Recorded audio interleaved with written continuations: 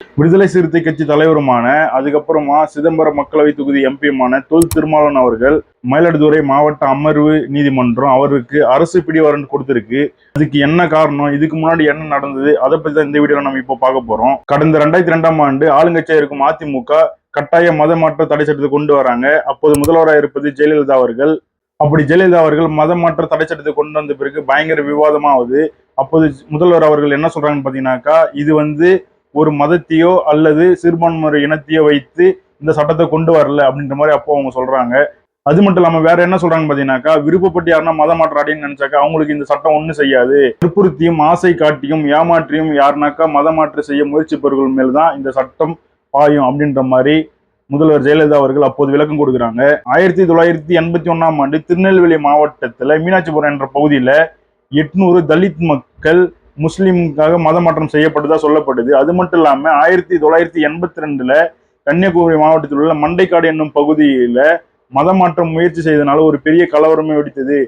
1997ல ராமநாதபுரம் மாவட்டத்துல ஒரு மத மாற்றத்தினால ஒரு பெரிய சம்பவமே நடந்தது. அது மட்டும் இல்லாம விருதுநகர், தேனி, ராமநாதபுரம் போன்ற மாவட்டங்கள்ல ஏராளமானோர் மத மாற்றம் செய்யப்பட போவதா தகவல் வெளிவந்தது.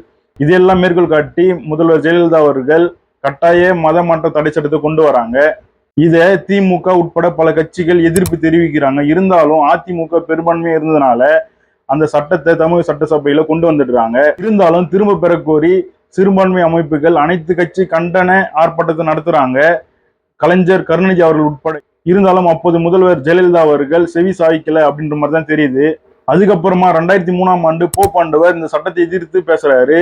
அதற்கு ஜெயலலிதா அவர்கள் என்ன சொல்றாங்கன்னாக்கா, போப்பாண்டவருக்கு இந்த சட்டத்தை எதிர்த்து பேச எந்த அதிகாரமும் உரிமையும் கிடையாது அப்படின்ற மாதிரி அறிக்கை விட்டுறாங்க. இதற்கு எதற்குமே செவி சாய்க்காத அப்போது முதல்வர் ஜெயலலிதா அவர்கள் 2004ஆம் ஆண்டு நாடாளுமன்ற தேர்தல் வருது ஏப்ரல் மாசம். அந்த தேர்தலில் திமுக கூட்டணி கட்சிகள் 39க்கு 39 தொகுதிகள் கைப்பற்றுறது. அதிமுக ஒரு இடத்துல கூட வெல்ல முடியல. உடனே மே மாசம் அவசர சட்டம் கொண்டு வந்து அந்த சட்டத்தை ரத்து செய்யறாங்க. 2006ஆம் ஆண்டு சட்டமன்ற தேர்தல் வருது. அதுல திமுக ஜெயிக்கிறாங்க. திமுக ஆட்சிக்கு வந்த உடனே ஒரு சட்ட முன் வடிவு கொண்டு வந்து அந்த கட்டாய மத மாற்ற சட்டத்தை ஒரு முடிவுக்கு கொண்டு வராங்க. இதுதான் மத மாற்றத்தின் பற்றிய ஒரு சின்ன பிரீஃப். அந்த 2003ஆம் ஆண்டு அந்த மத மாற்ற சட்டம் ஜெயலலிதா அவர்கள் கொண்டு வந்தாங்க இல்லையா, அப்போது விசிக தலைவரான தொல் திருமாவளவன் அவர்கள் அப்போ இந்த சட்டத்தை எதிர்த்து போராட்டம் நடத்துறாரு. அப்போ கலவரம் வெடிக்குது. அந்த கலவரத்தின் அப்போ இவர் மேல ஒரு வழக்கு பதிவு செய்யப்படுது. அந்த வழக்குக்கு இவர் சரியா ஆஜராகலை அப்படின்றது தான் ஒரு குற்றச்சாட்டு. அதனால மயிலாடுதுறை அமர்வு நீதிமன்றம் இவர் மேல பிடி வாரண்ட் போட்டிருக்கு.